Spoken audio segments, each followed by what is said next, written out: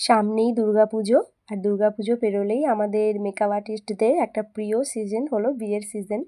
তো এই বিয়ের সিজনে ব্রাইড করতে গিয়ে যারা কলকা করতে পারো না তাদের জন্য আজকে একটা সহজ এবং সিম্পল গাল কলকা নিয়ে চলে এসেছি।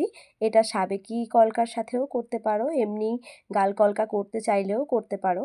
প্রথমে একটা এস মোটিভ এঁকে নিয়ে তারপর সাইডে দুটো এস করে মাঝখানে একটা পদ্ম করে নিয়েছি। পদ্মটা তোমরা দেখেইছো কেমনভাবে আস্তে আস্তে দুদিক থেকে দুটো পাতা এঁকে করে নিয়েছি। তারপর আর কিছুই না, চারদিক থেকে পাতা তুলে তুলে আর যেখানটা ফাঁকা থাকবে সেইখানটা ডট দিয়ে টেনে দিতে হবে।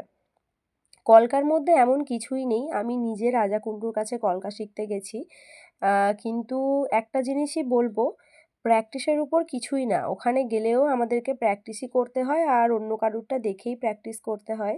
তো তার জন্য আলাদা করে কলকার কোনো ক্লাস করতে লাগে না। আমি একটা অন্য কারণে গিয়েছিলাম ক্লাস করতে, তো সেখান থেকে সেটা তো হয়নি। যাই হোক, তোমরা কলকা শিখতে চাইলে আমার পেজটাকে ফলো করে নাও, কারণ এরপর থেকে আমি প্রত্যেক দিন একটা করে কলকা আনবো, যেটা থেকে তোমরা সহজেই কলকা শিখতে পারবে।